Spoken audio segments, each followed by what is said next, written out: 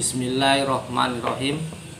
Assalamualaikum warahmatullahi wabarakatuh. Semoga Anda bahagia, saya bahagia, amin. Kali ini saya mau membahas soal masalah permainan barang-barang antik nih. Ada rantai babi, ada besi kuning, ada emas batangan, ada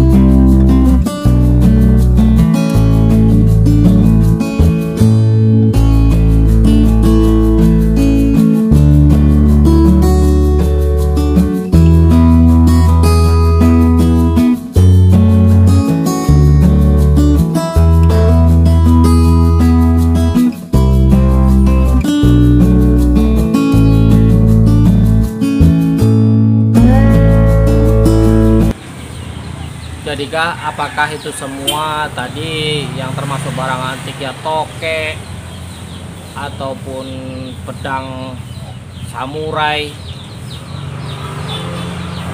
besi kuning dan sebagainya? Saya selama ini banyak berkecimpung orang yang datang ke saya ataupun saya mendengar dan bahkan saya pernah melihat mensurvei gitu kan. Tapi ya itu tadi, tokek sekian meter atau sekian senti ya, kiko, bambu petuk, pokoknya banyaklah sekali ragam dan macamnya. Tapi dari sekian banyaknya itu belum pernah yang saya ketahui ataupun teman-teman rekan-rekan saya yang datang, ayo mas kita jalan-jalan, atau mas ini hasil dari penjualan barang antik atau segala macam. Jadi untuk sedulur-sedulur semua yang masih belum berkecimpung atau belum mengenal dunia antik, lebih baik mendingan tidak usah. Kenapa? Kalau sudah terjerumus di situ, banyak kawan-kawan, rekan-rekan dan saudara-saudara yang saya kenal, ladangnya habis, ya, sawahnya habis, kebunnya habis, sampai istilahnya uangnya habis. Untuk apa? Yaitu untuk mendanai perjalanan, ada di ujung kulon, ada di ujung wetan, ada di ujung dhuwur dan sebagainya lah pokoknya. Yang jelas itu semua menurut saya hanya sekedar angan-angan. Nah, itulah seperti itu. Tapi namanya pengharapan ya. Oh, saya kalau bisa menjual ini dapat sekian, belah semangka dan sebagainya. Itulah pengalaman-pengalaman yang pernah saya, dan itu permainan-permainan seperti ini itu bukan baru setahun 2 tahun ya, memang sepertinya sudah turun temurun dari pendahulu-pendahulu kita ya, bapak kita dan simbah kita mungkin seperti itu. Jadi yang dijual itu seperti pedang roll samurai. Sementara literatur di Jepang ataupun di Cina itu tidak pernah ada. Batara Karang ya, mungkin ada. Dan ini yang perlu diketahui bahwa barang ataupun benda yang berkodam, yang mempunyai tuah, itu tidak semudah seperti menjual emas ke toko emas. Kenapa? Itu saya contohkan seperti orang punya istri, wanita yang mencintai kita dengan apa adanya kita, kemudian kita alihkan, sudah kamu sama si A saja gitu, pasti dia tidak akan mau gitu. Nah, itulah sifat kodam. Jadi banyak yang sudah tes, yang sudah bawa dari satu daerah kepada daerah yang lainnya, dan ternyata hasilnya ketika mau pembayaran ada saja yang menyebabkan kegagalan. Itu yang pernah saya alami. Dan banyak orang yang memang berangan-angan dan berambisi, contohnya nanti nih kalau laku sekian miliar, dan itu belah semangka gitu. Belah semangka itu maksudnya belah dua. Jadi pemilik barang 50% dan mereka para mediator itu 50%. Jadi kalau seandainya dari 1 miliar saja sudah 500 juta, apalagi bermiliar-miliar.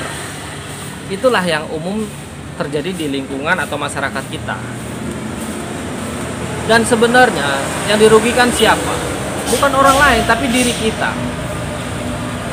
Diri kita itu ya pemain itu sendiri, ya calonnya itu sendiri, mediator itu sendiri.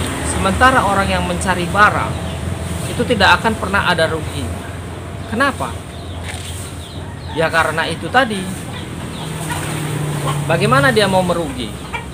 Ketika dia suruh datang ke tempat atau lokasi di mana ada barang, dia harus, oh, saya biaya panggilannya sekian.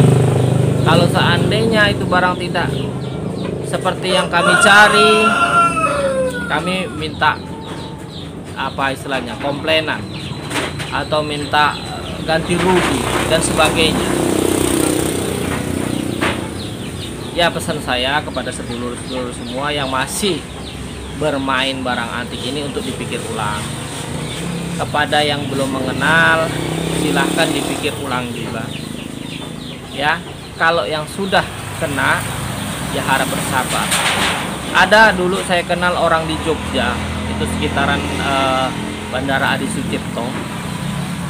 Ibu ini dapat peninggalan, atau suaminya itu dulu kapten kapal pesiar. Itu meninggalkan harta sekitar 50 miliar. Jadi ketika beliau ini mengenal dunia antik, barang-barang antik, akhirnya apa? Ada datang 3 orang ke rumahnya, Bu, di sana ada barang Gio, ya kan? Harus kita survei. Oh ya, berapa Pak biayanya? Oh, biayanya sekian. Dikasih sama ibu ini sebagai bandar. 3 hari kembali lagi 3 orang itu. Bu, ternyata barangnya palsu, Bu, gini. Oh ya udah, tapi di sana ada, Bu. Datang lagi, ongkos lagi, seperti itu. Nah, yang lucunya ketiga orang tadi ini dia tidak ke lokasi gitu. Ketika sudah dapat uang dari ibu ini, dia pulang bersama keluarganya. Dia memperhitungkan jarak tempuh yang disebutkan tadi atau kota tadi itu di mana. Akhirnya cukup dengan sekian waktu atau sekian hari mereka kembali lagi dan akan memberikan laporan seperti itu. Oh, hasilnya tidak ada. Nah, itulah yang terbaik. Dan saya juga pernah memang ada salah satu teman yang berhasil di dalam bidang main barang antik. Cuman ini hanya sekedar piring atau mangkok ya. yaitu mangkok yang katanya peninggalan dinasti Ming atau dinasti Qing dan sebagainya. Dan itu memang harganya tidak fantastis gitu. Kisaran cuma 20 sampai dengan 30 juta saja. Satu item benda ya. Nah, itu pernah ada. Jadi kalau yang sudah bicara berkhodam, yang bicara yang di luar nalar gitu. Bukan cuma hanya rakyat jelata atau istilahnya saudara-saudara kita, sedulur-sedulur kita yang mungkin ekonominya minim. Permainan ini sudah dimainkan semua kalangan gitu, baik kalangan borjuis, kalangan pejabat atau kalangan-kalangan orang-orang yang memang sebenarnya berintelektual tinggi.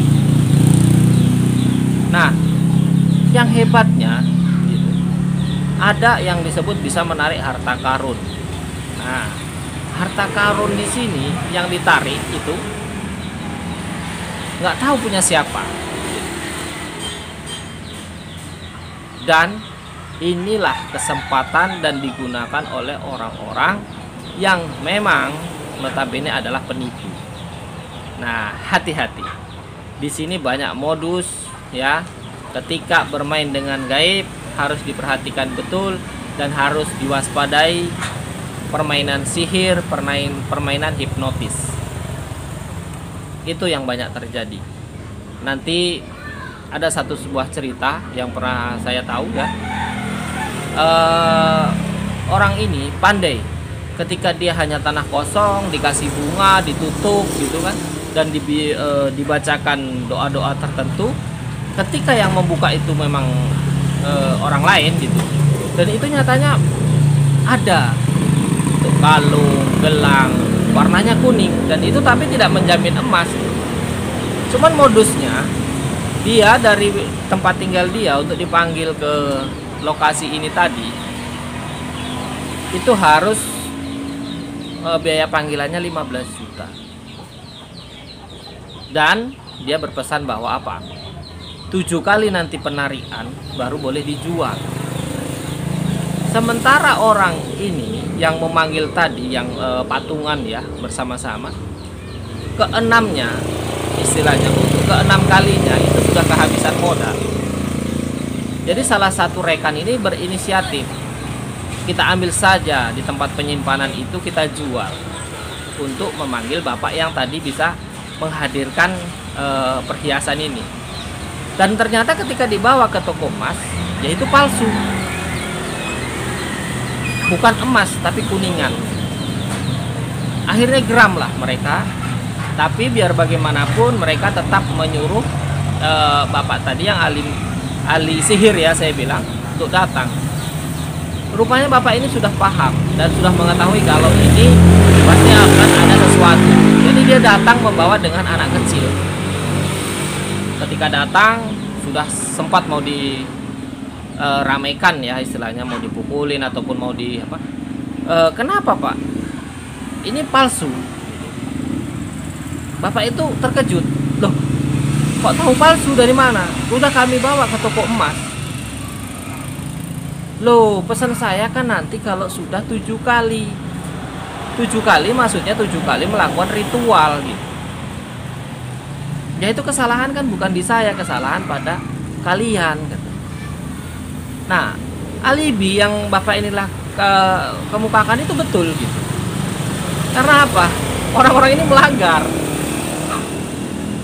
Karena harusnya 7 kali baru bisa diuangkan, ternyata baru 6 kali ya kan. Nah itulah satu-satu alasan bahwa permainan-permainan dunia seperti ini yang penarikan, mendatangkan dana gaib dan sebagainya itu tidak ada. Karena sudah banyak yang mungkin masuk kepada TV nasional ataupun berita-berita lokal atau berita-berita online bahwa penipuan-penipuan ini dilakukan oleh orang-orang yang memang bisa dipercaya. Tapi untuk sedulur semua saya ingatkan bahwa yang jenis yang namanya harta karun, penarikan harta gaib, uang gaib, ya benda-benda antik ini, saya tidak mengatakan semua atau menjeredal bahwa semua itu bohong. Perlu dihati-hati dan perlu diwaspadai. Kenapa?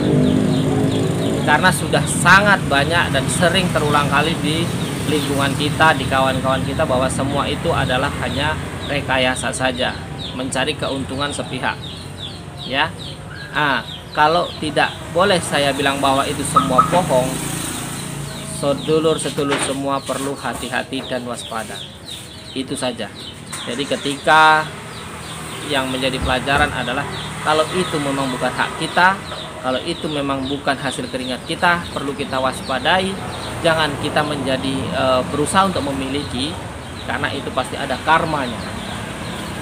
Lebih baik jualan kacang goreng untung 1.000 2.000, itu sudah pasti itu hasil keringat kita dengan kejujuran, dan itu lebih halal, barokah untuk keluarga kita. Sekian, kurang lebihnya saya mohon maaf kalau seandainya dalam pembicaraan saya tadi ini ada yang kurang berkenan, yaitu yang bisa saya sampaikan. Wabillahi taufik wal hidayah. Wassalamualaikum warahmatullahi wabarakatuh.